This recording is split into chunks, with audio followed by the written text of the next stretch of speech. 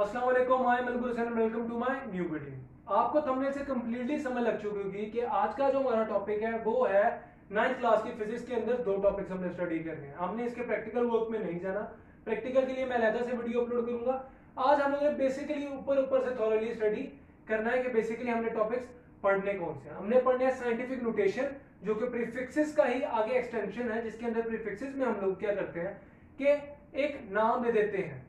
अब हमने 10 के मल्टीपल को जो नाम दिया था, हमने अब नाम नहीं देना, हमने उसका मल्टीपल लिखना है कि हम वो लिखते कैसे हैं। वो होता है साइंटिफिक नोटेशन। उसके बाद हमने स्टडी करना है डिफरेंट मेजरिंग इंस्ट्रूमेंट्स के बारे में।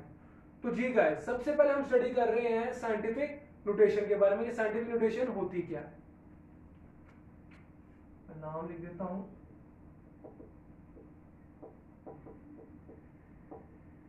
Scientific notation.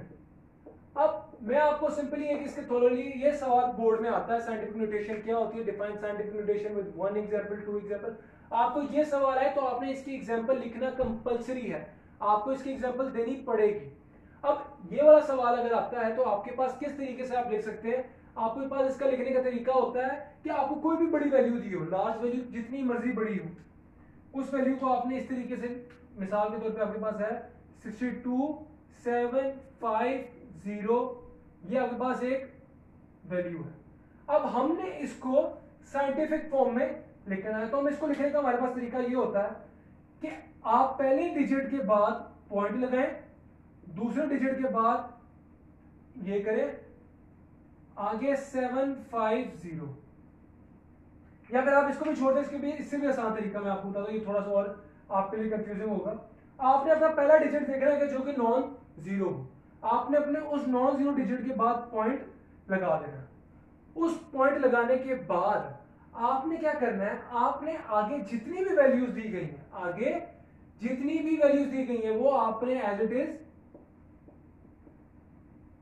लिखनी है, और फिर आपने उसको 10 के मल्टीपल 4 के साथ मल्टीप्लाई कर देना है। 10 का मल्टीपल 4 मैंने क्यों किया, क्योंकि उस पॉइंट के बाद कितने डिजिट्स रह गए थे, 1 2 3 4। अब यही चीज अगर मैं लिखूं और छोटा करूं, अगर मैं 62.750 लिखूं तो किस तरीके से लिखूंगा, multiply by 10 raise to power, ऐसे ही है। अब अगर मैं सॉरी 3, अगर मैं इसको और छोटा करूं 10 रेज़ टू पावर 2 लिख दूंगा, ऐसे ही है। इसी तरीके से इसको मैं छोटा करके लिख सकता हूं फर्दर। ये होता है हमारे पास साइंटिफिक नोटेशन के एक लार्ज वैल्यू को हमने शॉर्ट वैल्यू कैसे किया। इसकी एक और एग्जांपल हम देख लेते हैं, मिसाल के तौर पे 4 3 2 4 0 0 0 0। अब इसको लिखने का तरीका क्या होगा, ये कितने वैल्यूज हैं, 1 2 3 4 5 6 7 8। इसको लिखने का तरीका है, पहली एज इट इज पॉइंट 3, कितनी वैल्यूज है, 3 4 5 6 7 2 4 10 रेज़ टू पावर 7 कर दें। जीरो की कोई वैल्यू नहीं थी, आप जीरो को उसके 10 रेज़ टू पावर 7 कर देंगे तब भी यही वैल्यू बनेगी। अब मेजरिंग इंस्ट्रूमेंट में जाने से पहले मैं आपको एक और पॉइंट इसका बताना चाहता हूं कि अगर ये तो पॉजिटिव में है रेज़ टू पावर में, अगर ये नेगेटिव में आ जाए और नेगेटिव में हमारे पास फॉर इंस्टेंस वैल्यू हो 0.00045, तो ये कैसे हम लिखेंगे। इसका लिखने का तरीका भी सिंपल है कि सबसे पहले नॉन जीरो डिजिट लिखें, फिर पॉइंट लगाएं, उसके बाद non zero digit 5 multiply by 10 कर दें। कितने डिजिट्स के बाद पॉइंट लगाया है, पॉइंट के बाद कितने डिजिट्स बाद पॉइंट लगाया, 1 2 3 4 लिख दिया।